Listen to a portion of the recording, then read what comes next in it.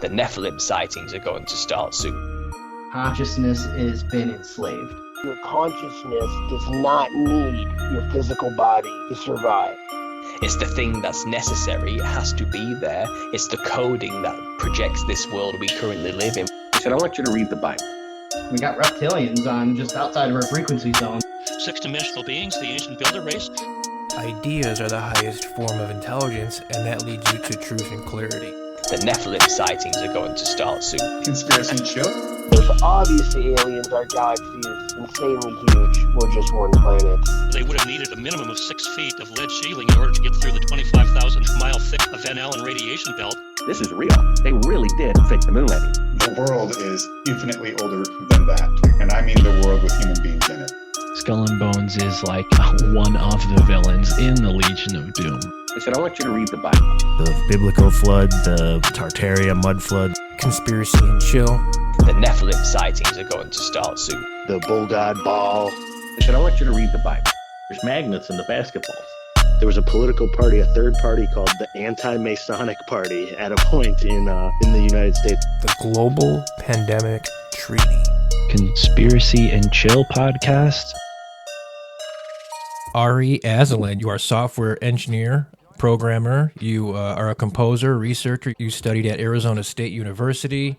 You're a very well-researched individual. I've heard you on several podcasts, and I am absolutely thrilled to have you on. Thank you. Much appreciated. Thanks for inviting me. And it's Asulin, but most people get it wrong, so it's totally fine. I apologize. I'm not the best with pronunciations and names. No way to know, really.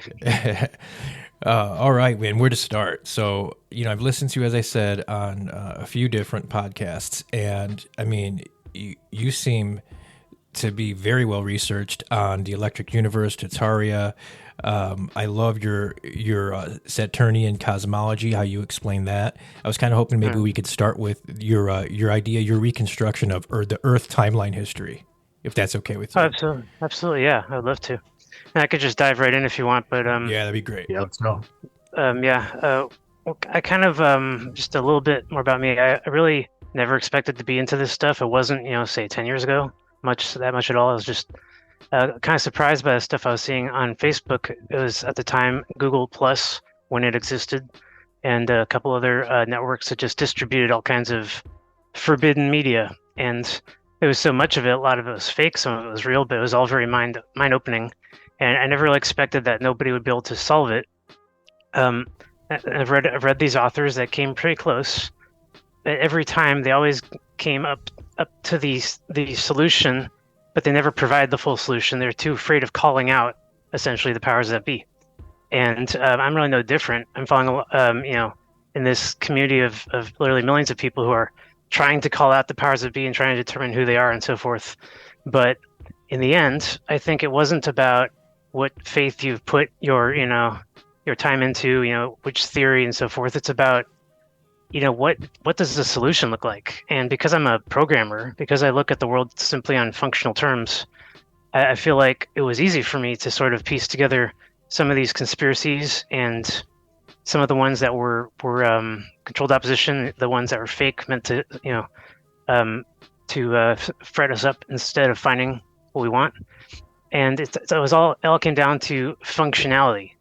For example, history class. If you've taken an American history class in high school, you'll know that it's taught in pieces. Now we're going to do the French Revolution. Now we're going to do the American Revolution. Now we're going to totally skip the Mexican Revolution and just teach it as if, and letting the students fill in the blank for themselves, that the human race is just prone to warfare and internal cataclysm. But that's not a functional solution, is it? It's like even in games like in Risk and turn-based simulators, it's really hard to get the advantage for long. But it's easy to lose it. A numbers game, when it comes to humans, never really turns out like the righteous win or the ones with the biggest numbers win or anything like that. It all comes down to the ideology of who's fighting.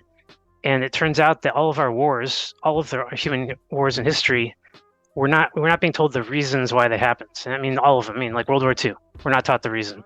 World War I, we're not taught the reason. We're given sort of triggers. But if they were to really tell us why these wars really happened, why they couldn't be stopped by the average person who didn't want them, then we would be able to stop 3, right? We'd be able to stop them right now from doing exactly what they're trying to do. So I eventually realized that the solution to this problem is going to have to be including a little bit of calling out the powers that be, the ones that held on to our history, and to all of our facts. And what got me into all of this was just finding out that there was an alternate theory out there. It's been hidden from us our whole lives and been sort of flooded out by these other theories. So what are they? Well, we all know creationism, all about 6-day creation and God did it, and the Earth is only about 5,000 plus years, that kind of thing. Young Earth theory versus uniformitarian theory, the one that they give us in school, based on anthropological history and the theory of carbon dating and Earth geography. And in that theory, the universe started with a big bang. They're just so sure that that's how it happened 13.8 billion years ago, so sure about that number. And the Earth's age, 4.5 billion, so sure again. And we're just kind of left with this gap. It's like, well, which one do you believe in? And it just took me until 2012 to even hear that there was a third theory. Saturnian cosmology really bridges the gap between the religious and what scientists believe is the case, the secular version of essentially the creation story. So I don't know if you want me to share my screen, but I can sort of share some pictures and stuff. Sort of helps visualize. Absolutely, yeah. And please interrupt me if you got any questions, because I know there's just so much here. And Ari, which of the 2 worldviews do you subscribe to? Well, once I figured out that Saturnian cosmology represents a functional approach, something where there's causality. You can explain one event leading to the next, why it happened. You explain it to a child. You don't need to have a physics theory, a certification, doctorate, whatever. And frankly, almost everyone I've ever known who's really just sat down and listened to this stuff basically says the same thing I did without even understanding it as well as I believe I did. They say, wow, that makes a lot of sense. I mean, that's where all of our icons come from. That's where all of our stories come from. These unexplainable stories and mythology. And I imagine, just me, that without looking at it from a secular or scientific approach, that most people would rather just feel like they understand the truth, why they're here, their place in the universe, rather than this other version, this, Earth as a speck inside of a galaxy, inside of a million galaxies, completely theoretical approach. It's trying to describe our universe as lifeless and timeless, and we're so lucky to be here, and an asteroid's going to wipe us out someday. That's bleak. It's really bleak. A lot of people sort of ready to commit suicide over that kind of thing. And here we go. Okay, so this is my website, paradigmthreat.net. And this article I've worked on for the last about 3 years straight is the chronology article, which started out as a small timeline of events, just dates. And then I started filling in the dates a little bit with information. And I realized, wait a second, I better do this right. So I started a timeline project. And it sort of spans from the very first memory creation to the golden age of Earth, the dark ages of Earth, which is a little different from what they teach in history class. The blip, which is entirely my theory, that 7th century BCE all the way till 10th century CE simply never occurred. And it's backed by Anatoly Fomenko's theory, he's made it very clear that at least the first 11th centuries are highly dubious and be thrown out one day. So from then on, modern history, which gets really complicated, just as you go along, modern history gets really complicated. But it's not so complicated that you can't find the causality of everything that's happening, like and explain it, like I said, to a kid. Say, oh, why are we still fighting wars today? Well, there's actually a couple of simple reasons. Won't get into just yet. But if you know the real history of Earth, it's really not so surprising why those would be the reasons, or why we're still doing this now. Because a lot of this stuff simply hasn't been resolved. Religion hasn't been resolved. We got people fighting right now in the Middle East over an Abrahamic religion, which is the same religion for all of them, and the same God and everything, and yet they're willing to kill each other. So there's got to be something wrong there. It's like, well, maybe it's mistranslation. Maybe somebody hijacked the holy text at some point and just set people up against each other somehow. I think so. I think that if you want to dominate the world, if you want to rule Earth, whoever you are, you need to sort of control the religious texts, the only actual records of human history that we have on this planet. They're all religious texts. So if you control that, you totally got the human race. And so it's exactly what I think happens. I love this. This is definitely a lot. Could you go back a little though, whether go up or just kind of rephrase what you were saying? I'm sorry. No, you're good. I will go on tangents a lot. You're good. I just wanted you to touch on or maybe see more of the I want to get the time that was eliminated, the time that you said did not exist. Absolutely. Let me get to that in a sec. Sure. Have you guys covered the Tartarian Empire, the Rus Horde Empire, the Russian great empire that's been erased from history? We'll be right back. I'm Corey. And I'm Daniel. And we are the hosts of the Light in the Darkness podcast. We're a supernatural and paranormal podcast with Christian perspective. We talk everything from angels and demons and aliens to cryptids and witchcraft. In each episode, we sit down with a guest and we listen to them share their stories of their encounters. Lots of folks, especially in the church, are experiencing weird stuff and they don't have anywhere to talk about it. And that is where we come in. We create a safe environment for folks to talk about when things got weird. We also like to inspire thought and conversation along the way. So subscribe to the Light in the Darkness podcast for bi-weekly chats about the stuff you don't talk about at church. Until then, take care, y'all. So I know I'm familiar with it. Me and Mike have talked about it, but never had a guest who really like in-depth, specialized in it at all. So exactly, you'll be the first. Well, again, it's because I was willing to look at a couple of things that are sort of forbidden right now. Russia is just totally forbidden. Anyone that's American knows, or British knows, that we've been receiving constant Russophobia media our entire lives, and well before we were born, and that there's something weird about how the Russians have their own version of history and the rest of the world has theirs.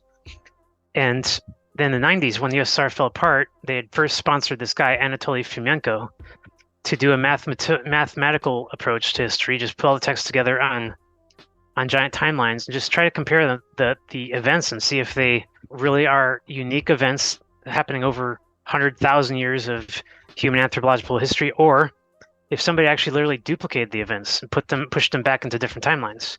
And they determined without a doubt that that's what happened, that somebody took the same event that happened in the same place, usually in Russia, and they changed the location, said, that was in Palestine, that was in England and France. And who would do such a thing? Well, they're enemies, If you got an empire, you got a bunch of rebels throughout the world. You got the Protestants who are forming against this Russian empire, and I'll get to it soon.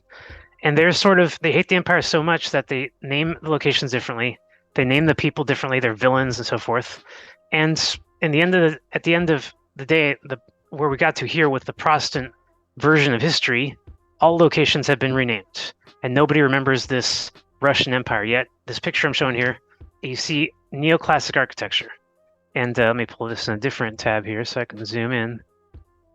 You can see that in all locations of the world, you'll find the same style neoclassic architecture. And by neoclassic, I mean sort of Roman style into this Freemason, whatever you want to call it, style that cannot be reproduced anymore today, not easily anyway.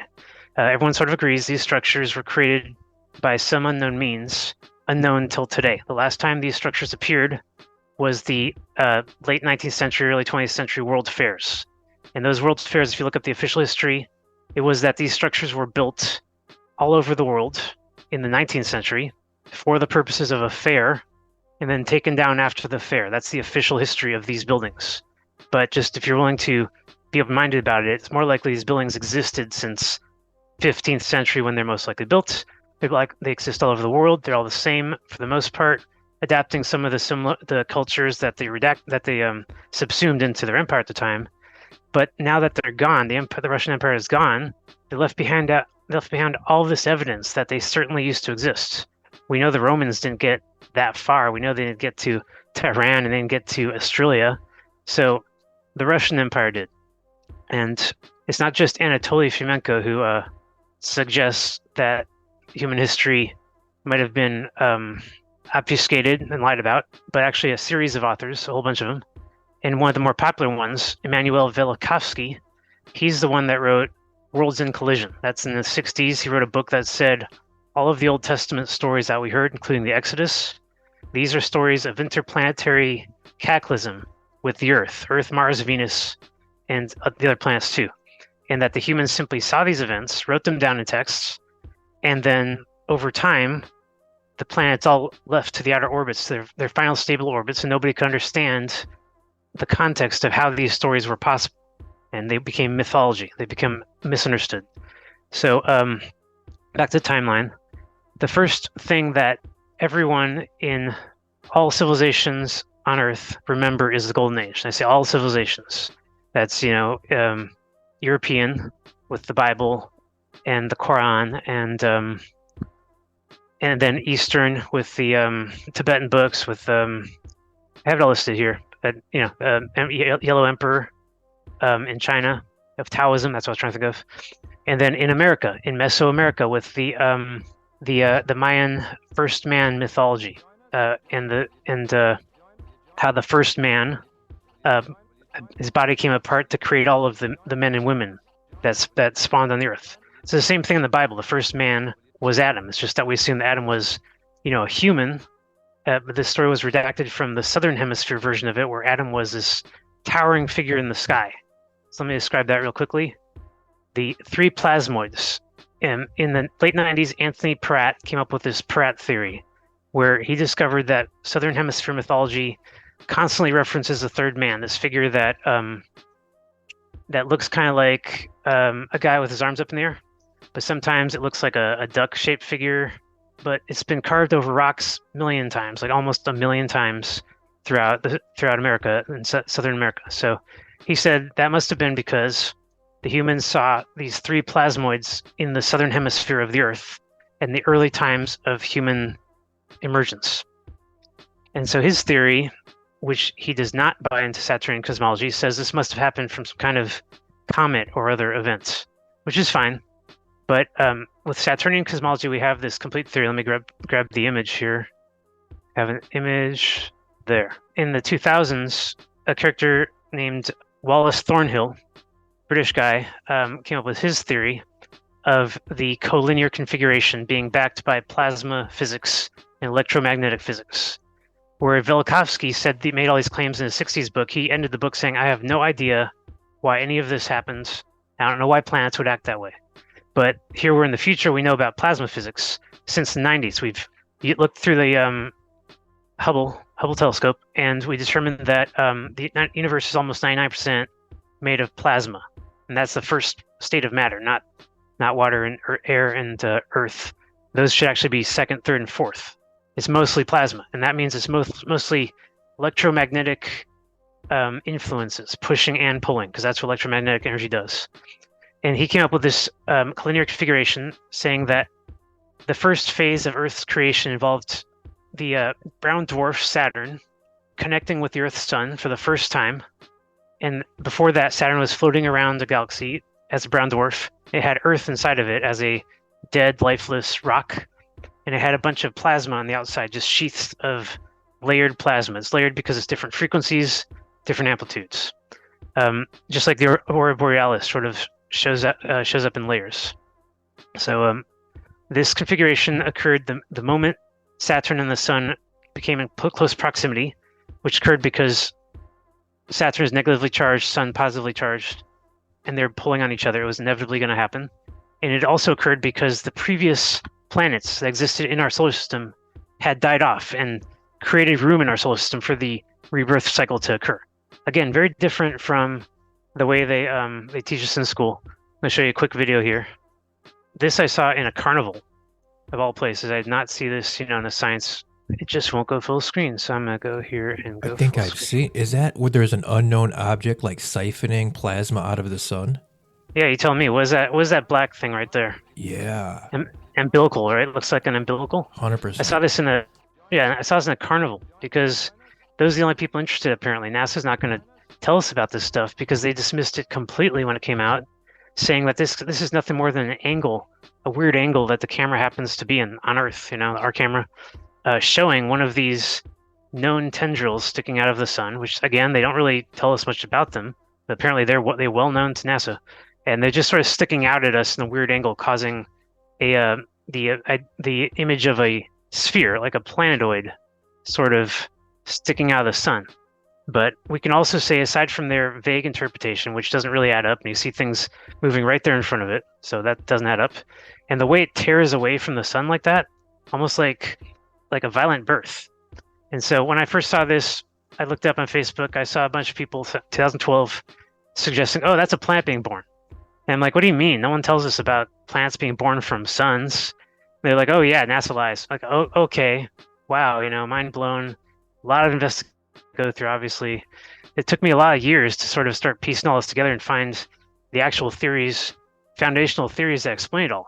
And like I said, Wallace Thornhill, he's sort of like it was a big jackpot for me, because until him, most people mostly discuss mythology, comparable mythology.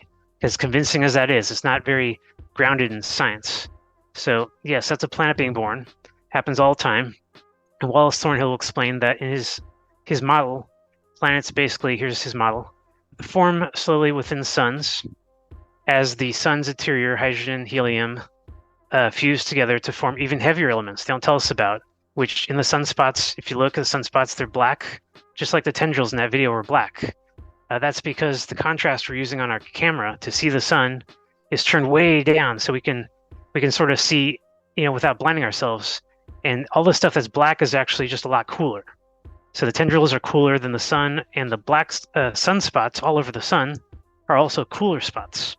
And if you look closely at them, you'll see parts of the sun cooling and falling into the interior of the sun, which is also black, which is why those things show up black. So black interior of the sun means that the suns are hollow, just like planets are hollow and moons are hollow. And hollow Earth theory has been around for a long time, and I was well aware of that one before I found out about this stuff. But again, I didn't have any basis for hollow Earth theory. Wallace Thornhill explains it. These plasma sheaths basically cause opposing rings to form around all space objects that gather material into them, usually just water, but sometimes mass, and then sometimes they cool into shells. And all planets are made of shells. They're not just giant balls of molten lava or molten rock or anything like that spinning. That's not it at all internally. It's just shells spinning on their own, because shells that aren't attached to each other will spin interdependently. So back to the timeline. So Saturn and the sun connect and they explode, and Earth comes out, but also parts of Saturn rip into smaller balls that fall into space. Venus, Uranus, and Neptune. And missing a gas giant? And Jupiter, sorry. Can't miss Jupiter, wow. And because those four gas giants immediately formed, we now have our, I was down here already.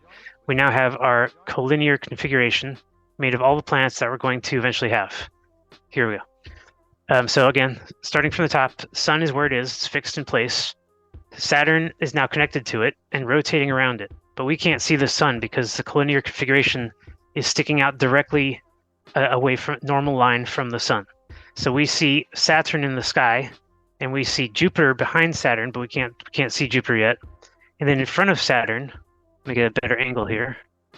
In front of Saturn, we see Venus, which is a plasma, and it's not a rock or anything, so it's making all these shapes, 8 stars, 3 stars, 2 stars. And in front of Venus at all times is Mars, nice big red shell of a planet of hard rock. It's always going to be Mars, and Venus, and then behind it Saturn throughout the entire Golden Age, which lasts about 900 years, even though years last only 225 days in the Golden Age. The orbit is fast, and later on the planets break apart from each other, and the orbits start to slow. We get jumps on the calendar over and over, recorded throughout history, and every time they jump, they have to reset the months. We just only have like 7 or 8 months in the calendar. It used to start with March in the beginning of the year, and now we went all the way to a new month, January, named after the Roman Empire. So you can see that some of these months came much later in time. So moving along, any questions about the Golden Age? I didn't really talk much about it, but it's completely unique time. It's when all life was spawned, obviously, and it's not really clear to anyone exactly how that happened. You know, a lot of the theories out there suggest that there must have been ancient aliens to spawn life, but you know, the flaw in that theory, of course, is that at some point the aliens had to be spawned, right? So what creates life is the only question. And I do believe I do have an answer. Scalar energy, which seems to have a, sorry I'm scrolling up and down here, but scalar energy is a form of energy they don't really tell us much about in physics class. I had to go into college to even hear about electromagnetic energy. And energy at scale, like giant energies coming out of planets, has a unique effect on energy within it, small scale. The first effect is that whatever shape's forming in the sky or the planet forms on the ground over and over in cycles. It just sort of perpetuates at a smaller scale. And what we saw in the beginning of the Golden Age was the planets in the collinear configuration moving around violently. I think I have a video here somewhere. Moving around violently, affecting the Earth. And it's a video I made a while back. I'm going to mute it. There's one part on it that actually shows David Talbot's animation from the 90s. And this animation really convinced me. So you see there's Mars in front of it. Okay, so Mars in front of Venus there. Sometimes Venus is a ball, and sometimes it takes other shapes. Let me go back a little bit here just to describe that.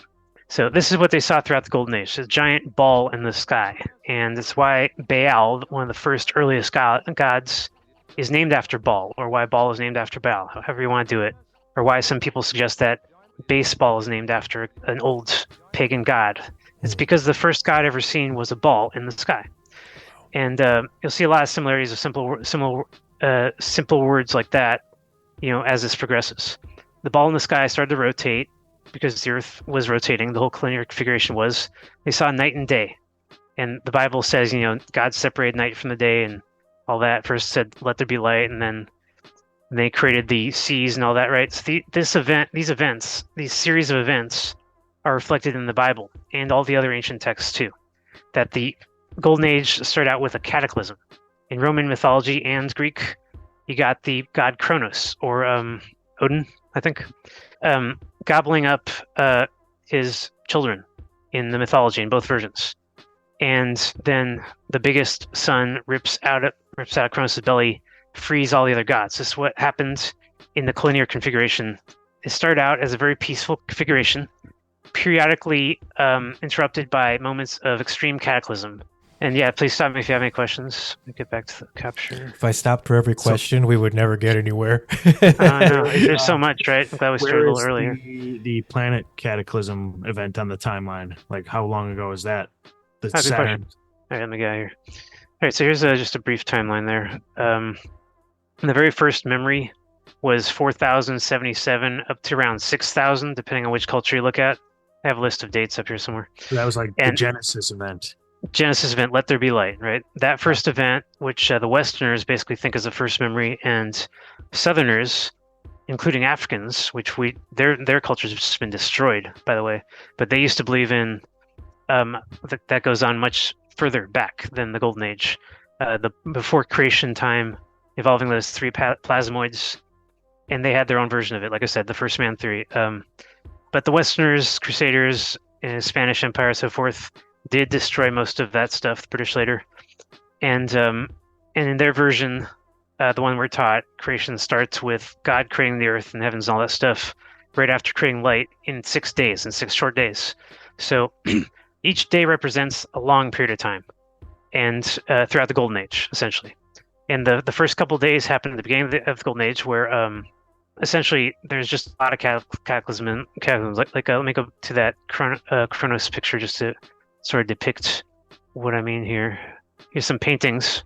A lot of people don't really understand these paintings aside from the fact that they're based on mythology, but they really do depict sort of the confusion and horror that these myths represent when the father births like 1,000 children and just gobbles them all up. It only could happen in physics, and it could only happen for natural physical reasons, not necessarily humans. Can't be related to human stuff at all. So in the very beginning there, you see 3,147. This is actually, this is after the Golden Age. So let me clarify here. The Golden Age ended with some major cataclysms. Everything just fell apart. What was great about the Golden Age, the abundance, and it was hard to die. It was really hard to be, injured and killed. Like they didn't know much about death back then, and or want of any kind. And essentially just sort of ends with this flood, 3 separate events that the earth gets flooded, The first one is when Earth is ejected from Saturn's plasma sheath and enters through it, and essentially gets in a great deluge, right? The first great deluge, which adds to all of our oceans here on Earth. Nobody knows where our oceans came from. It's not explained in geology, certainly not in a uniformitarian Earth theory where the Earth forms over billions of years. You think all that water just seeped into the Earth at some point, and you don't know why it's salty. The oceans are consistently salty throughout the Earth without a salt source. Even if there was one salt source somewhere, you'd expect it to be non-uniform, but it's consistent. So why? Because Saturn's plasma had salt in it, and it has the exact same salt to water or hydrogen ratio as our ocean does. It's an exact match. Just one of those things that's just uncanny about this theory. That does seem like the Earth passed through Saturn's outer shell at some point and absorbed all that water.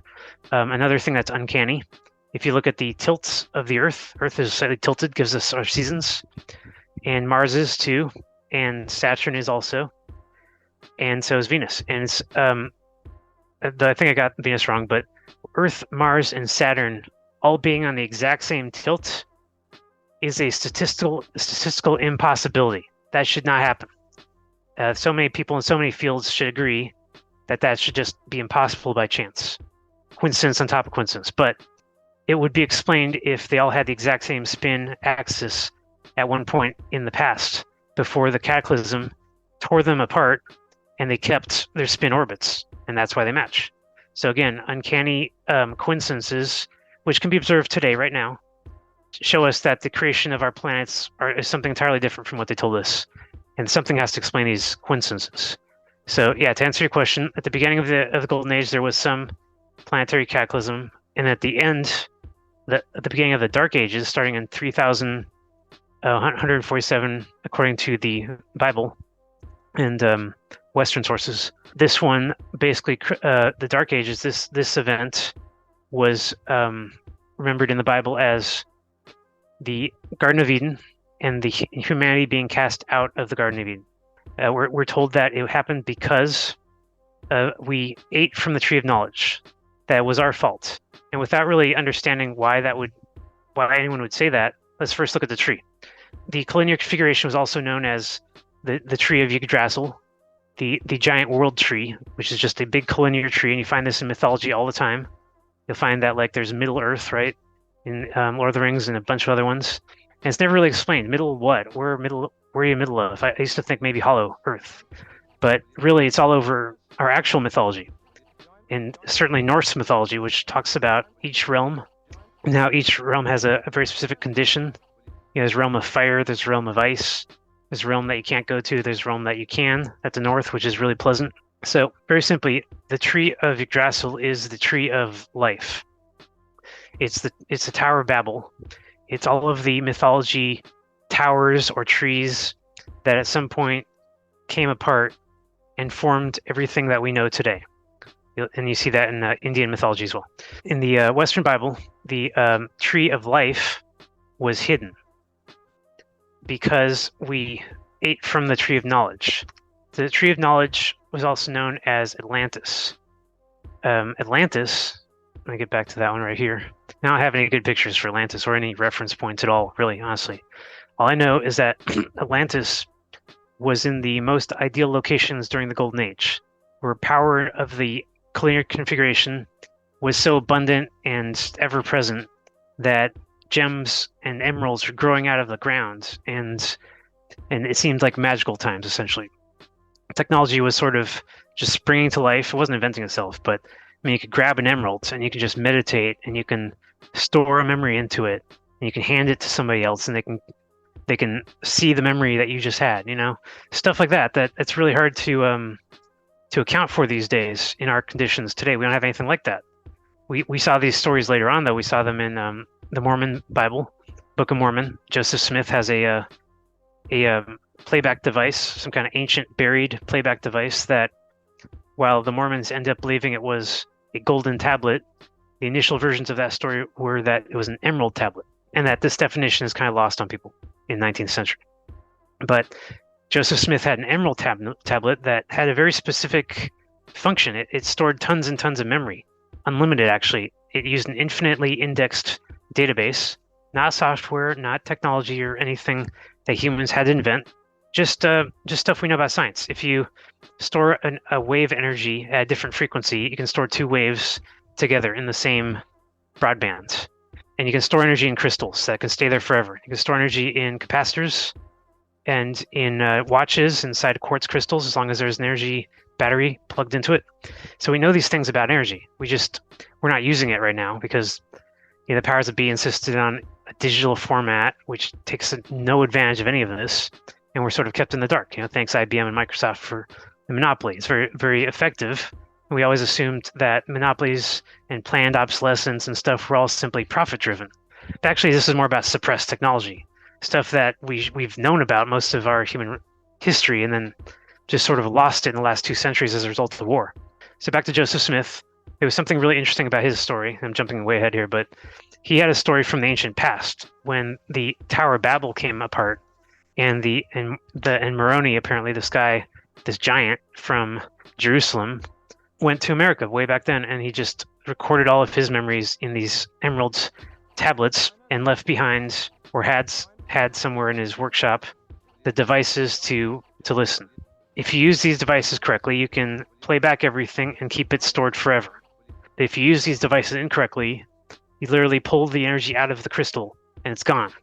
So Joseph Smith, having received nothing but these visions from spirits apparently or something, we don't know if that's true, but he found the tablets and he used them and he's playing around with them and he got visions from the tablets, which showed him very specifically a recording of a guy telling a story. Not the whole story itself, it wasn't that copy, it was just Moroni's story about ancient Tower of Babel coming apart, about how there wasn't Golden Age. Again, in the Mormon Bible, a lot of things reflect the Christian Bible, but it's an earlier copy of the Christian Bible. Christian Bible went through a lot of redaction, was converted from Cyrillic to Latin, changed many, many times. And I'll give you a quick example of what changed. So you got the Great Deluge, and then during the Dark Ages, you have all these pyramids springing up all over the planet. Definitely created by humans, not aliens or anything like that. The pyramids were easy to create because they're made of concrete. Historians seem to get this wrong. They get confused about concrete that that need to be invented in the 20th century, but it's been around forever, and it's a lot easier than building blocks and moving them in the water, and just you name it. Their theories are just not working out. But the concrete theory, which again Anatoly Fomenko supports, because his version of theory of pyramids includes all the pyramids, not just the ones in Egypt, and he knows that these pyramids existed all over the planet. Here we go. And even today, the ones they're still building, like in North Korea, that's a pyramid. It's the biggest pyramid on Earth. And the pyramids have a certain function. They're like a tower, like an energetic coalescing of energy tower. So why were the first pyramids built? Well, there was no way back then to just enslave people, whip them, and make them build pyramids or anything. Not back then. So that's the scratch slaves. That's just mythology. Redaction from 19th century actual chain slavery, and just people also writing the holy texts and mass distributing them in the 19th century and thinking that that's what slavery meant back then. But actually, in the pyramidal empire, the ancient Egyptian empire, I call it pyramidal because really it was all of the pyramids on Earth, and it was an empire of pyramids. Because they built the pyramids, they had an empire. It had a function. Like I said, it was able to coalesce energy, and you can talk from one pyramid to the other. You can communicate, which gave an empire an advantage no one could possibly surpass. And they lasted throughout the Golden Age. They did all that Babylonian stuff that we've heard of. There's worshiping to Baal. Baal had disappeared and they didn't know where he went, so the priests started blaming the people and saying it's our fault. We're the ones that did it, and we need to start sacrificing humans, animals, in order to get the fertility god back, Dionysus, whatnot. They're just looking for the crops to return, for the sun to return. Not the sun we know today, the old sun, the Saturn, the one that was up in the sky at all times of day. That was very comforting. It's hard for us to imagine something like that being there and then suddenly never seeing it again. So these guys turned to all kinds of really, evil conclusions, and it's made the church evil till this day. They've never gotten over it. They definitely think that humans are sinful and that all of the cataclysm we've ever received wasn't natural at all. It was all a result of various blasphemies that we've achieved throughout history. So pyramids throughout history, unmistakable sign of something. And they're all throughout the equator too. It's not like they're just everywhere. They were in places of high energy, actually where ley lines of electromagnetic influence cross, and you can still find those places today. Today they build like laboratories in there and stuff. If you go to those locations, compasses don't work. It's very interesting, but they don't tell us much about it. So all of our mythology is based on these moments. Definitely Greek. You got the cosmic thunderbolt, Jupiter shooting a giant lightning bolt which crosses the sky over a 2 or 3 days period, striking Venus. I put the oh shit there because it looks like that dragon Venus is really scared. But the cosmic thunderbolt, shows up in many different forms, and it's entirely a natural shape. That here's in this row here, these are natural plasmoids created in a lab, and down here these are artifacts found throughout history. So they saw these plasmoids, these natural plasmoids in the sky between planets, and they simply wrote it down. It's in all our mythology, like Fantasia and stuff. Those who know, they put the icons everywhere. It's their deep state internal religion to know this stuff, to keep us thinking that it's God so that they can play God. It's not very complicated to understand why they would hide this from us. The Narnia stuff is all about, how C.S. Lewis knew that Christian mythology is polytheistic, not monotheistic, based on the planets and based on our hidden history when, all this stuff was known. Also known as the Islamic Golden Age, about 800 years of really golden age of knowledge type times. Not the golden age I mentioned before, but just a scientific age where humans had already figured out all this stuff out. Like I keep reiterating that in only the last 2 centuries was all this hidden and forbidden to us. And it's like I said, it's very easy that children can understand it. That's what C.S. Lewis was after, It's making sure that Christians don't lose this stuff entirely. He was well versed in it, being British influence. So yeah, pyramids are also stargates. That Stargate movie, they show us the pyramid and all that. They depict it completely wrong. It's not this little device in the ground, and it's not something that goes to the other side of the galaxy or universe. It just goes within proximity to the planet up there in the sky, Mars mostly, and you'll find pyramids on Mars. It doesn't go anywhere else because the energy that's discharging in the configurations isn't going anywhere outside of our solar system. It's all here, balancing itself out. So during these times, people could actually travel between the pyramids. This is again in all mythologies, Egyptian, in our Bible too. The Ark of the Covenant actually has that context within it, that it allows you to teleport to where God is and allows God to teleport to Earth, that kind of stuff. So they're just talking about human gods, priests that they worshipped at the time. Planet Venus has had, a dual history throughout mythology. Sometimes it's benevolent, beautiful princess, and other times it's Medusa with the many tendrils or eyes, whatever. And to look at the face of Venus is to turn to stone, because Venus at times caused cataclysm on Earth that caused a major electronic discharge that hit the Earth. And when electricity hits the ground, it can cause instantaneous petrification. Petrification, which they tell us takes millions of years, can be reproduced in the laboratory instantaneously with a big enough amplitude. So it's entirely possible that all the petrification that we're seeing around the world happened because of these discharges, these planet discharges.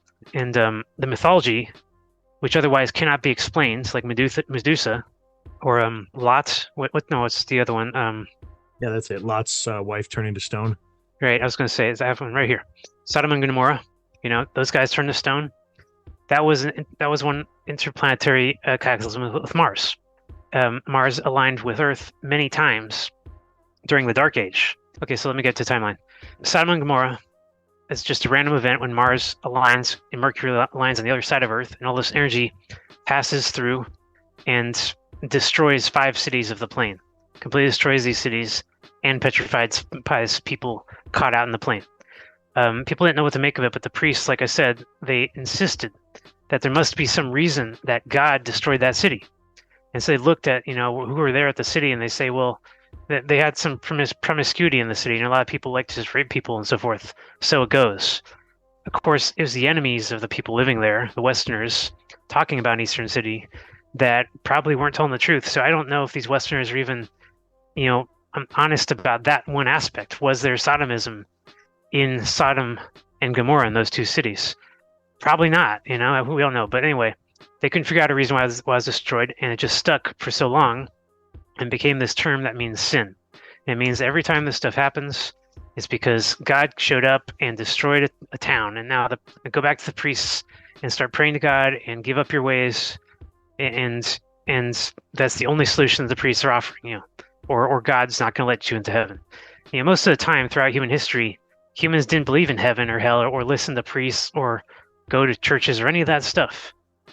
Those churches usually had to stay underground, and the stuff they taught was so upsetting, and their sacrifices and stuff, circumcision and control over popular foods, you name it. It's just they were not popular. But in times of cataclysm, everyone runs back to the church and just says, "What has happened? Please, priest, tell me what has happened." And the priests take advantage and they say, "Oh, these were plagues.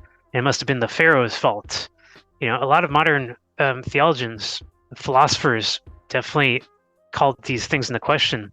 It wasn't just something we're doing now. Like Sigmund Freud, for example, definitely insisted that in his reading of the Old Testament, the Exodus story, which I read in Hebrew High Jewish school myself, basically could not have meant, if you look at it for what it's written, could not possibly meant that the people running the Egyptian empire in the Exodus story were also the slaves of the Exodus. Impossible.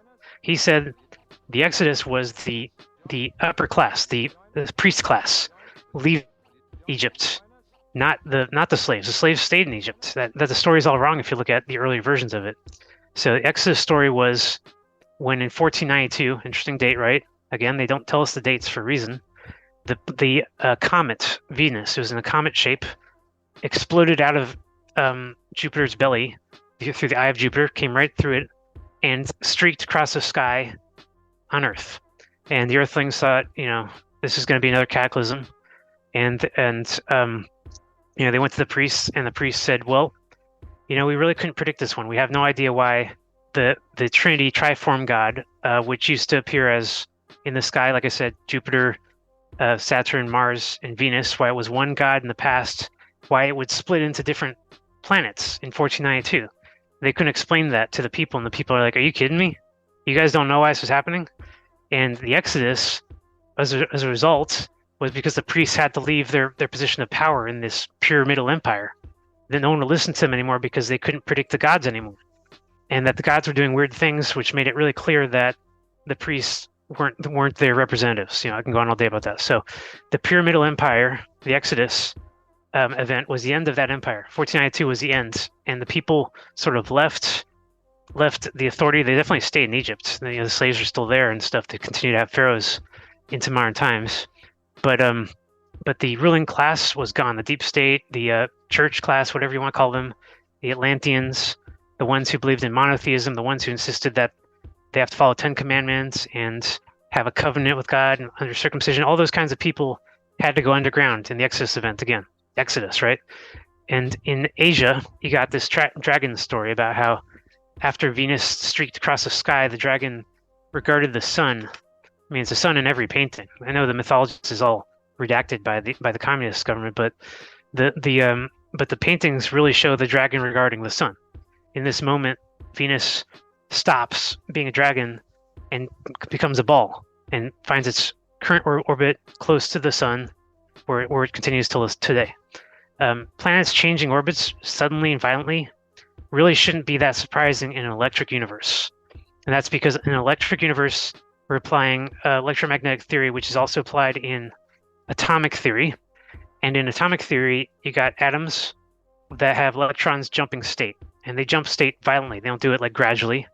The electrons will jump to a higher or lower state by absorbing or giving off energy in the surrounding environment, chemical reactions and heat and stuff.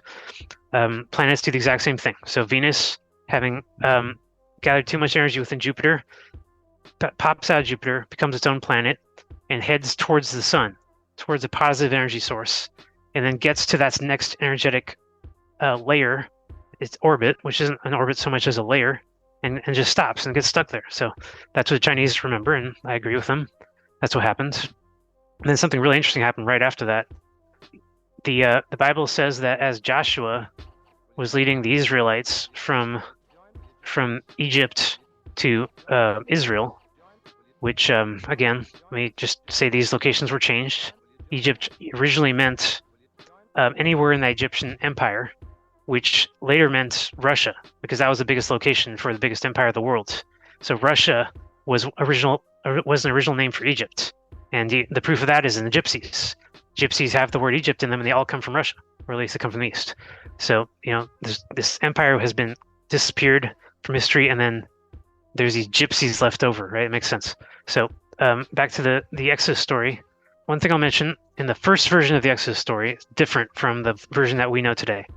The biggest difference is there's no Moses at all. And God speaks directly to the reader and says, I am doing these things. I'm parting the sea. The sea is turning red, and then I'm separating it. And I'm hitting the earth with fire and brimstone. I'm doing it for this or that reason. The reasons were filled in by the priests, who did the best they could. The cataclysms were described as not really having had any particular cause. For example, the Red Sea parted on its own. God just decided to do it. It wasn't to drive people through it. That's a really cool story, right? But it's an embellishment added in modern times, in the 19th century, actually. Somebody added that whole thing about the Israelites going into the water and Moses and God parting the ocean. But the first version doesn't have that. And so, more to the point, the first version doesn't have Moses. And Moses, of course, is just Zeus, a redaction of the Old Testament savior, which only got the word Zeus because the Israelites, or the Jews, went through the Greek occupation, or not occupation, but they had their time in the Greek periods throughout the last 1,000 years. They absorbed about half of the Greek language into Hebrew and took a bunch of its mythology as well. So for this reason, Zeus became redacted into Moses. And then later on, when Christianity started becoming a rival for Judaism, or monotheism, the original name of Christ, which was Andre or Andronicus in Latin, was also redacted into Jesus, or Jesus. But in Cyrillic, there was no J, there was no Z, there was no R. These letters didn't exist. So the original name could not have been Jesus. That name didn't show up for another 200 years. And it just happens to have the word Zeus in it. So it's kind of uncanny, right? So the first version of the Exodus story was just about Joshua. And if you know the Exodus story, he's the main character, really. He's there from the beginning. He's the one that's struggling with the Israelites under bondage. He's the one who throws the staff on. No, wait, that was Aaron. But he's the one that leads the Israelites from Egypt physically. And then he's the one that makes it to Israel.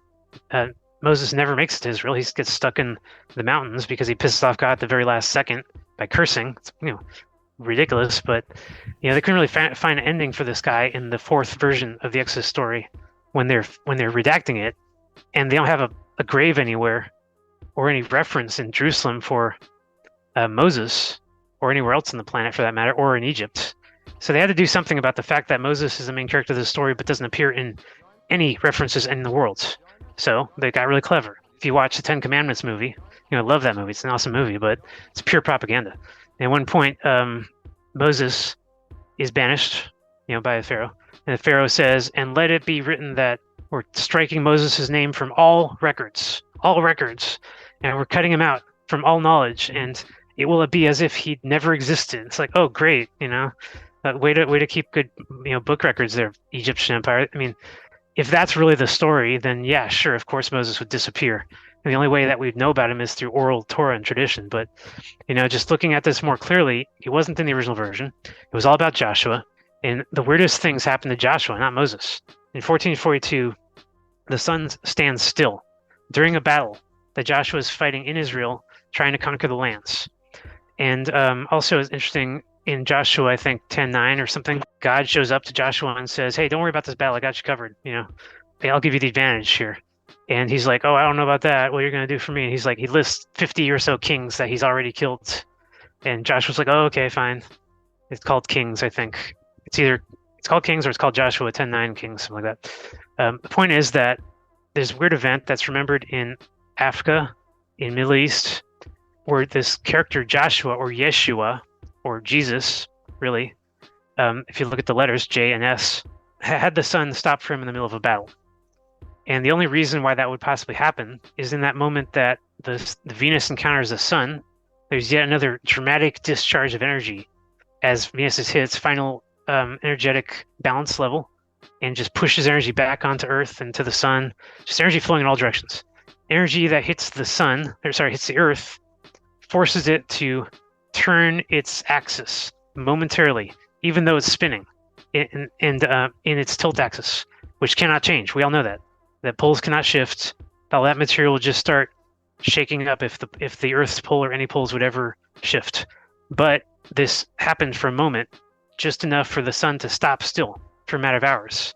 And yes, sure enough, it followed with a bunch of cataclysm. The Earth was shaking and mountains shook and everything, all because Venus was dragging the Earth's north pole away from its natural anode connection point to the circuit of the solar system, and connecting it momentarily to Venus's southern cathode pole, which was, like I said, discharging. So there's really no other explanation for why the sun would appear to stop in the Earth's sky, and it never happened again. But it's in the Bible and in certain other texts. And like I said, it's explained by Saturnian cosmology and Wallace Thornhill's model. A lot of texts talk about this event when Venus became a comet and when all this discharge came out of the sun. And we'll get into that picture though. So yeah, cathode. I mentioned cathode. Obviously, the term cathedral came from the term cathode, and cathedrals are known as sanctuaries. You know, we never really understood why. There were never sanctuaries in the Crusades, for example. Absolutely not. They were quite the opposite. So then when were they sanctuaries? Never. They were never sanctuaries to people against people and human affairs. But they absolutely were sanctuaries during the Mars discharges against the Earth, which happened after Venus's disappearance from the sky. Mars was still in the sky and still sort of electromagnetically connected to Earth through tendrils of electromagnetic power. It's sort of supported by matter, plasma, and just really hot materials holding the planets together, essentially invisible tendrils. And Mars wasn't ready to leave yet, so it was just going back and forth. And every time it came close, it would cause a discharge onto the Earth. The discharge was, in this case, it was lightning. With Venus, it was just all this weird stuff. It was fire and brimstone, people turning to stone, the frogs and the locusts showing up and swarming, and all the cattle dying of diseases. But when Mars showed up, it was the opposite version. It was the anode. Now it's time for an anode. It was time for the opposite type of discharge onto the Earth's surface, which negative against negative was going to appear as lightning. And these constant lightning discharges against the entire Earth's surface are what formed most of our mountains that we know today, and a lot of canyons and other types of lightning scars. But also, if you look at Mars' surface, on its surface, because it was hitting itself back from that same energy, tremendous scars across of Mars. We're not really sure why that happened, aside from this theory, aside from electromagnetic discharge in Wallace Thornhill's model. In the uniformitarian model, they say ancient seas and stuff, but ancient seas wouldn't cause a line scar across the horizon, essentially, of Mars, and various other dendritic scarring. I'll get into dendritic in a little bit. So one of the myths that this event caused was Prometheus, and Prometheus was the god who gave us the gifts that Zeus, Jupiter, used to have. They saw Zeus wielding that cosmic thunderbolt and hitting the dragon Venus, the Hydra. But suddenly Mars was hitting us with that cosmic thunderbolt at a much smaller scale, and over and over. It was killing many people on Earth. But every time it did that, the humans observed what to do about it. When it comes to electric storms, it's not like rain. You can't go into a cave, first of all. Caves don't work. Electricity goes right through the cave. Very scary. You can't go into high mountains, low mountains, valleys. Can't go into water. Can't go into trees. But if you start building rocks around locations, you'll notice the lightning strikes the rock, and it hits around the rock, creating sort of an electromagnetic field that charges itself, heating the rocks up, and never quite getting inside. This is known as a Faraday cage. Faraday cage, you can charge the outer metals, but inside you could put like a bird or something, and it won't be zapped, it won't be harmed at all because it's within the electromagnetic field, within the balance of the Faraday cage. If you touch the cage, you'll get zapped, definitely. So this is maybe what stone circles are, right? The what? Like megaliths, stone circles, dolmens, things like that. Yeah, exactly. We see all kinds of shapes in the past. Some of them are beautiful, some of them are not, but all of them have this spire shape, right? It's always about the spire, and the pyramid again is a tower shape. And these shapes were made on purpose in desperation because the humans during 806 to 687 BC, it's only about 100 years, they had to keep building some kind of structure to prepare for that next storm because Mars was still there. It was like going back, and they could see now is coming forward. It's like, meteorologists say within 1 month, Mars is going to hit us again. And they're called meteorologists, right, for a reason, because they predicted space weather with rocks and meteors long before the rocks and meteors went away, and now it's just rain and stuff, but it all does fit together. But yeah, 9 attempts between 9 in close encounters with Mars taught humans everything they needed to know about electricity and gave humans the gift of the gods, which is just electricity. Poseidon's trident, which was originally held by Zeus, and then Poseidon got it, and then Prometheus gets it and gives it to humans. He's the only god that does anything like that, and he gets punished for it, right? In Greek mythology, how does he get punished? Gets chained to a rock, and Albatross shows up every day and rips out his liver, eats it, and then he grows it back every day. That's the theory. I'm sorry, not theory, that's the myth. Well, Mars is the same shape as a liver, and humans back then would know that. They do surgery. So they're saying like the liver planet, Mars, all these words were closely connected back then. The liver planet seems to be torn apart by something, like a appearance of a bird or a giant electromagnetic field that's striking the planet. They're only going to think about anthropomorphic terms like birds and cattle and stuff. They don't know what else it could possibly be, They don't know about plasma. So they saw a bird tearing at Mars. They said Prometheus is being punished because he gave us that electricity. Why did they think the electricity was forbidden to them? Well, the priests had told them that for 1,000 years, over and over. Not allowed to know the language, not allowed to look at the holy texts, not allowed access to the crystals and the stuff that tells the priests exactly what happens. And they harbor all that stuff from the Atlantean days all the way till modern times, till right now, harboring it all up in these giant vaults and stuff. Like the Vatican, they have these giant underground, miles-long vaults of nothing but collected artifacts from everywhere the British Empire and Spanish Empire were in the 19th century and late 18th, and the French before they fell. They took out everyone in World War Zero, 1812 War, World War One and Two. They collect all these artifacts and just put them underground. Why else would they do this? Unless these are priests and Catholics, people that we usually regard as dumb and unable to breed and stuff. It's like, well, that's just that layer of it. You go deeper and you find out that these people still worship some of this stuff because they believe that they have a covenant with that first creator god, Saturn, known as El, in the Hebrew Bible, that they made a long time ago. That El has given them this technology, and only El has Saturn has authorized them to use it. And only they can authorize anyone else. And by technology, I mean language, I mean music, I mean currency, absolutely. The minting of gold coins and all that technology, magnetism, life and death, knowledge of the afterlife, absolutely. The common people are only allowed to know about heaven and hell, not allowed to know about reincarnation. It's forbidden. And I can go on all day. So we're still fighting this war now because those same people, those monotheist covenant types who believe that they're some kind of bloodline from mythical fake people like Abraham and King David, are holding on to this technology. And on top of them, there's another layer even. There's a breakaway human civilization. We know where they are. We know who they are. They're right there on Mars. They used to be on Mars in the Golden Age. Mars was the best place to be, where Atlantis was. And when Mars broke away and Atlantis fell, and it fell into the North Pole of Mars, and it's also the North Pole of the Earth. All these, ancient emerald buildings, just magnificent stuff that they know about and they found over and over, and they just zip it up. They don't let us see it. That stuff didn't kill all the humans on Mars. They're still there. They were a breakaway civilization. They lived on the inside of the planet when the outsider was receiving all this Prometheus-style cataclysm and was getting scarred. And there was yet another layer to Mars, another layer that constantly broke apart and hit the Earth. You might have seen it in that video I showed earlier, just this big red mass hitting the Earth. We find Mars rocks all over the planet. They're full of phosphorus and electromagnetic metals.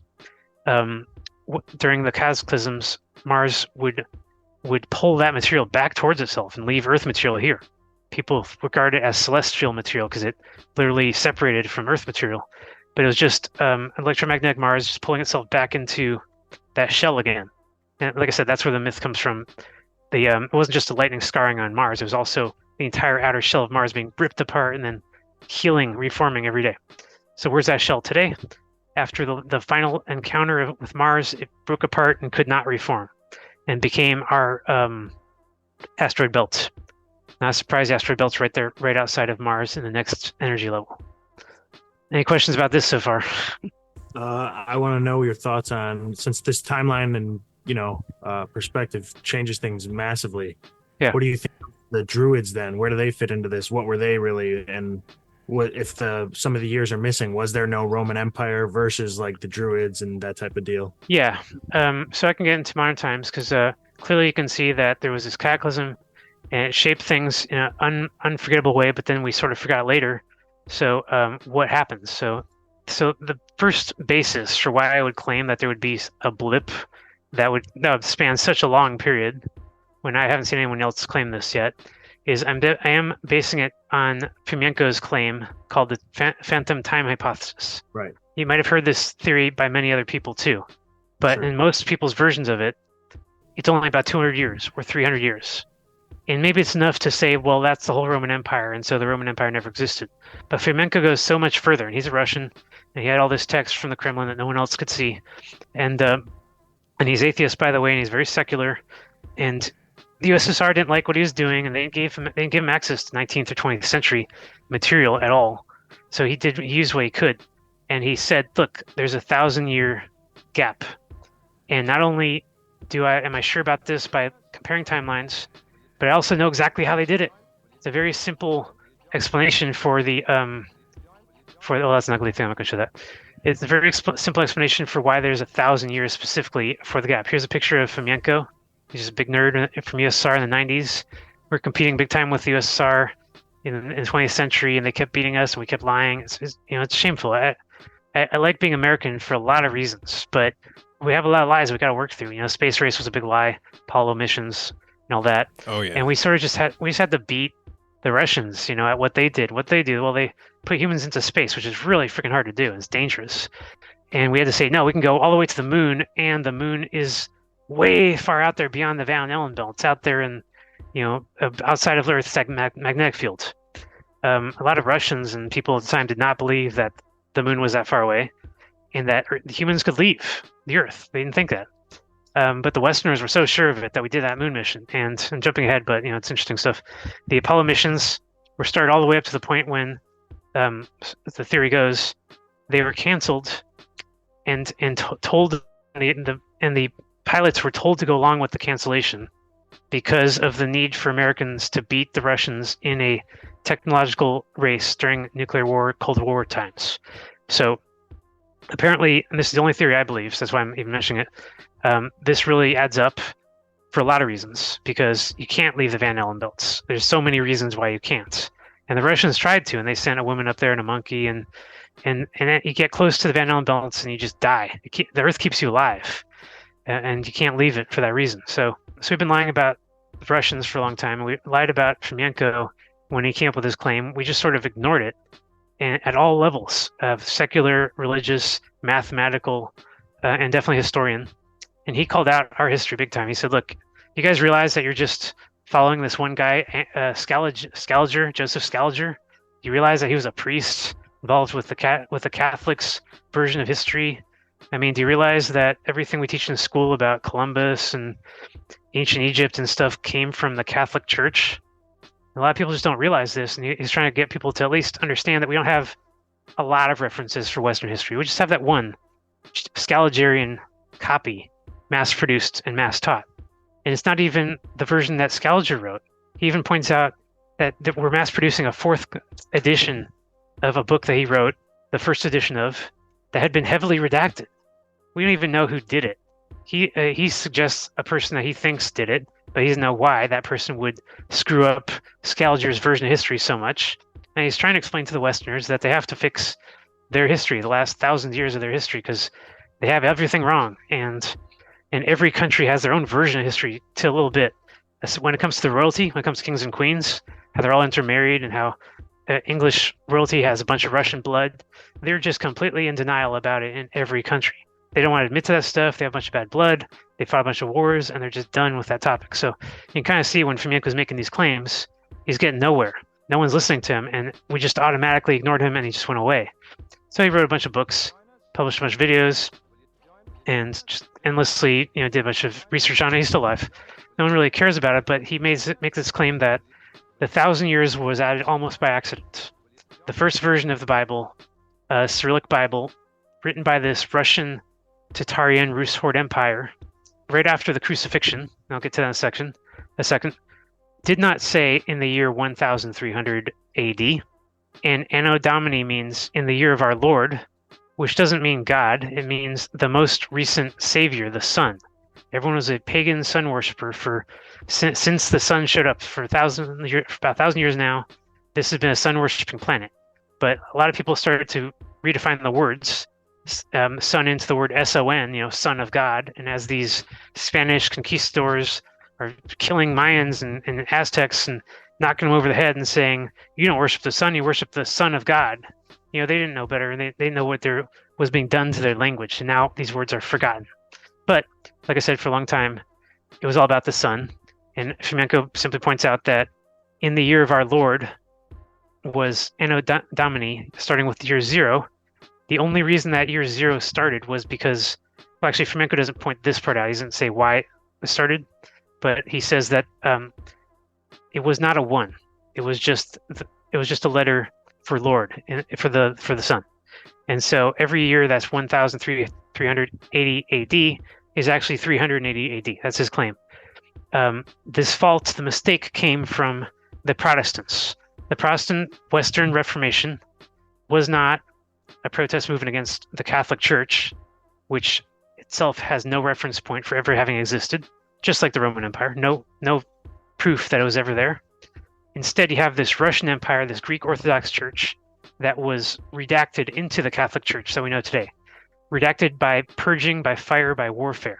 It's called the Catholic Church for a reason because they Catharized everyone, all of the Christians, in this great period of sacrifice during the Crusades. You can look up the Cathars. This was a Christian movement in southern France that was literally burned at the stake by the thousands because they refused to renounce their Western Russian religion ideology by the Catholic Church. And that's not the only thing the Catholic Church has done that's evil, by the way. So I'm just making the point that the Catholic Church never came into existence on its own. It simply stole everything from the Russian Greek Orthodox Church, even the fact that the Protestants were protesting against Russia, even that. And so people think it's between France and England. But he makes it very clear now, those Western Protestants, they're so mad at how this Russian Empire came into existence. So let me get right into that. That all happened in the 11th century. That's when Mars stops attacking us. There's a bunch of cathedrals all over the place. There's a lot of priests and stuff, but they're of all kinds of religions. It's all very eclectic and syncretic, which means there's no fighting between religion yet, and there's no usury, there's no slavery, it's just a nice time to be alive on Earth. It's not the golden age, but you got high technology. You see all these cities built in Spain and stuff. They're built like circuit boards. They knew how to channel energy in the rivers, and they had free energy and free abundance of food and all that ever since the sun showed up, honestly, because all of those Jesus myths came directly from the sun showing up suddenly, walking on water, calming the storms, providing abundant food, turning water to wine with grapes, healing the lepers. I can go on all day. All of this is from the sun essentially in the 10th century. So 10th century, 11th century, nothing really happens. A bunch of humans spreading out, building cities. There's no war yet. In the 11th, the year of the Lord deception, he thinks it's actually 1,053 years that have been shifted forward by the Jesuits specifically. So how they do it, when those Jesuit Catholics when they all over the world and started pushing the Protestant version of Catholicism in an attempt to contain the Russian Empire, because they were against it, they're fighting it. They had the military wing, for example. Jesuits had a military wing. They're planning incursions and missions and all kinds of stuff. And so their version of the history that when they conquered people, when they went to Africa or Sri Lanka and just like conquered people and gave them a new religion, redacted the one that they had, they said they refused to admit that the character, I jumped ahead, but the character that created the Russian Empire, Christ, even existed. They refused to name him. The event that caused the crucifixion and then the Crusades, which again, according to Fomenko, happened right after the crucifixion, in revenge of the crucifixion, within 10 years and not 1,000 years later, which makes no sense. That revenge crusade and all of the events that followed it created the Russian Empire and all of the events, all of the modern events in place as well. But the Protestants, the ones who were losing in that event, refused to even name the first Tsar of the Russian Empire, Christ, and so they gave him the letter iota. And every time they talked about him, they said, "He who will not be named," or iota. This is not something that just Fomenko says. You can actually go look it up. That the Catholic, for the first 200 years of the Christian Church, refused to name Jesus or Christ or any of those names and called him iota because they didn't like him. They didn't like Christ for the first 200 years. So who is this early Catholic Church? The monotheists. Like I said, the sun replaces Mars. And then in Jerusalem, which is in Istanbul, not in Palestine, it was the most holy city on earth. It was the biggest cathedral. It was designed with 3 gates, just like that giant castle in Lord of the Rings, with 3 gates, for the purposes of modeling the kingdom of heaven. This is where we get 666 from. It's 6 gates and 3 walls. It's been a while since I went over this. So 3 giant walls and 6 gates.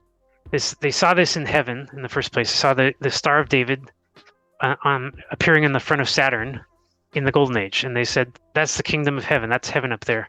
And I see 6 gates and 3 walls within the star.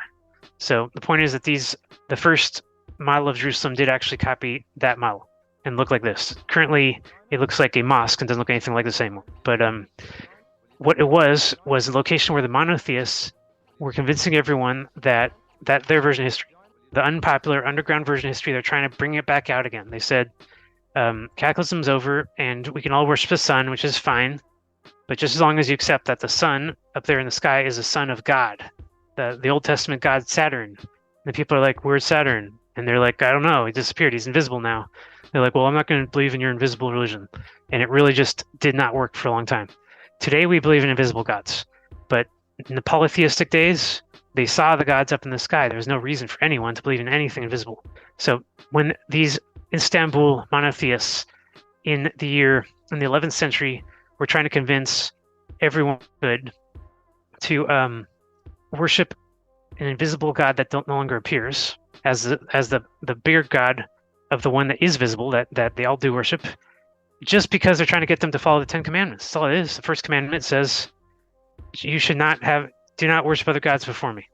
The flaw, of course, of that first commandment is that God mentions the other gods, like right there, the Old Testament God admits that there are other gods. He's just being insecure. And finally, you can just say, well, that wasn't really God speaking anyway, because plants don't speak to humans. That was just the priest in the Golden Age just trying to determine why all the bad stuff happened and suggesting that we all need to follow a set of commandments in order to not piss off God anymore, so there won't be any more cataclysms. And so these guys trying to get everyone to do the first commandment, much less the other 10, the other 9, is very difficult, and they're not getting anywhere. And then they have a second agenda here. The reason why they built all these walls, because these walls aren't helping with the cataclysms, why they had all these towns built in them. They said, "Don't worry, you're in the holy castle. God's not going to destroy you like he did, 50 years ago in Sodom and Gomorrah." The reason people moved here and believed in them was simply because they were starting to share all of their deep state Atlantean knowledge. Like, okay, we're going to let you learn a language, ancient, Hebrew or Aramaic, actually it was called. And I'll get to these pictures in a sec. And the other issue was they built the high walls, right? They look like, if you look at the walls, they look like defensive walls, actually, for the first time ever. Humans never built walls like this, not in the pyramids, not ever. So that they were building these walls is significant. They had a secondary agenda. They knew that there was an entire race of humans out there that will never, ever accept their religion. They're not stupid, and they know this by doing missions and surveillance. They are the deep state after all. They have all the technology. It's not advanced technology. It's just carrier pigeons and telepaths and stuff. But they built the walls because they know that they have to get rid of the giants. These are the human giants, a whole race of giants which existed since the Golden Age. They're plentifully referenced in the olive Bibles, Western, in Mormon, all of them. And in Russian mythology, Christ is not a magical figure of any kind, much less the Son of God, much less a descendant of King David. They don't even believe in King David, that he ever existed. There was no bloodline like that. Christ was just a Russian. He was one of them. That's what they say, and that enough is so blasphemous that their own Greek Orthodox Church will not admit to it. They're not willing to piss off the Westerners on that one at all. But the Russian literature is abundant, and Fomenko points all these stories out and says, look, what happened was this guy Christ went to Istanbul. Him and his mother, Mary. And the story is weird, where Mary gave birth to him in a stable. You gotta look at the story and try to decipher what it means. Westerners couldn't do it, and it's still sort of a religion full of contradictions. But in the Russian version, Mary is not just a regular human like you and me that would actually be kicked out of a hotel. She's a giant, and she actually has the depiction of being a giant in many paintings and in literature. Harry Mary is the name of this one France exhibit, which showed a bunch of pictures of her with body hair all over her. So that doesn't alone prove that she was a giant, although you do see smaller people around her often. But the same thing is true about Christ, depicted over and over as this giant, hairy Sasquatch, or whatever name you want to choose. And the reason why he enters the story at all in a place that is trying to eradicate giants, building high walls and planning for warfare, trying to conscript humans into armies. They're not willing and they don't want to fight giants. Slow and go process. What they do is they say, okay, you know what? Something weird happened. We were doing a census of the region. That appears in the New Testament, a census. And the giants were fleeing the census. In Western version, they were coming to the census. Contradiction again, makes no sense. Why would a pregnant woman be forced to travel just to make a census? Is there no absentee way of recording her existence? It just does make no sense in the Bible as it exists today. But in the Western version, where censuses are usually regarded as scary, dangerous things that bad people do, which I agree with too. During the Great Depression of the 40s, the 30s in America, they could not get a census that year because of how much Americans distrusted their government that year for causing that Great Depression. So it's throughout history, people hate censuses. And during the New Testament, Mary was running away from it, no doubt. They were counting all the giants in the region. They were preparing armies to go out there and slaughter them. They just had to know what the count was and how to commission the soldiers. So as they were fleeing, she couldn't flee anymore. She got stranded in a village in the Crimea. That's the location where the humans, average-sized humans, our size, took pity on her, which is not really all that surprising.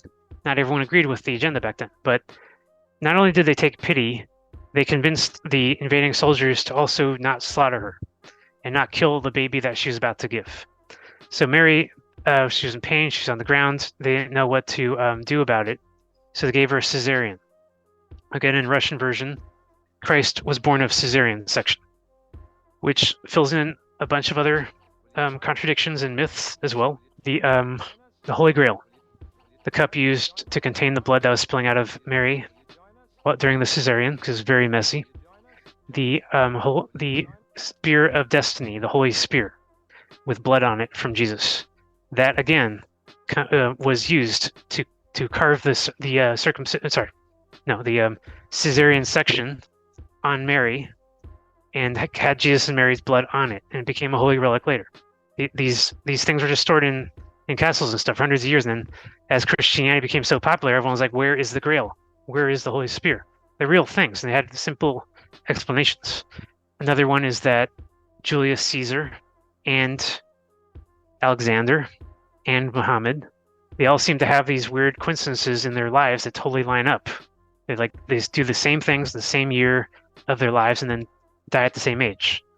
These coincidences can also be explained, and Fomenko does explain these things, as duplications and redactions of the same story, written down by different people at different times on different sides of the fight.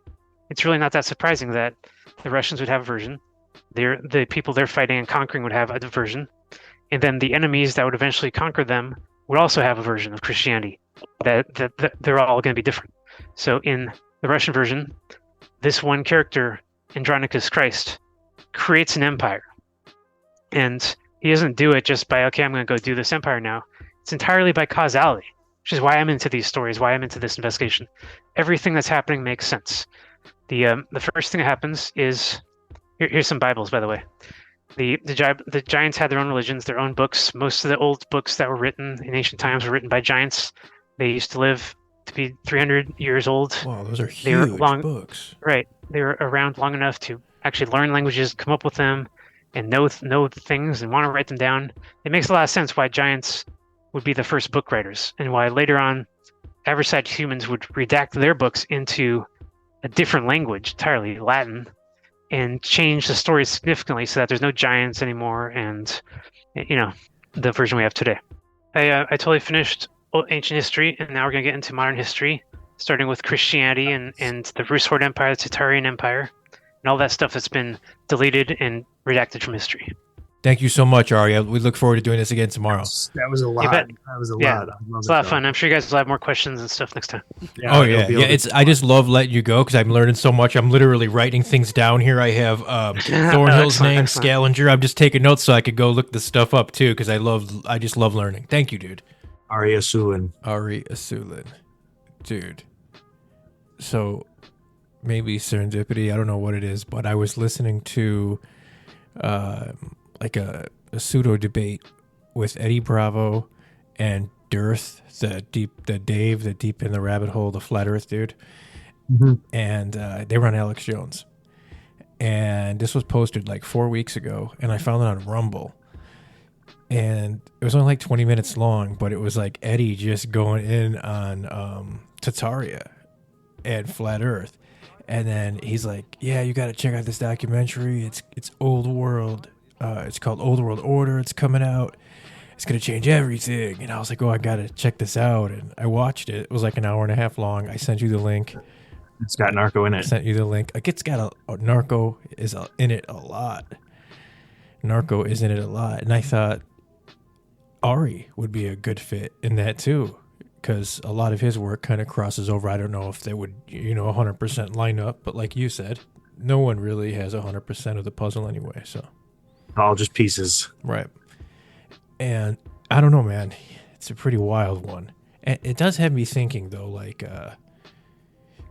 some of like the old architecture. Like, how come we don't build like that anymore? And even more so, civilization completely. It is. It's weird that we don't build like that anymore. With newer, better technology, we should have better craftsmen. We should have better knowledge, better ways to do this.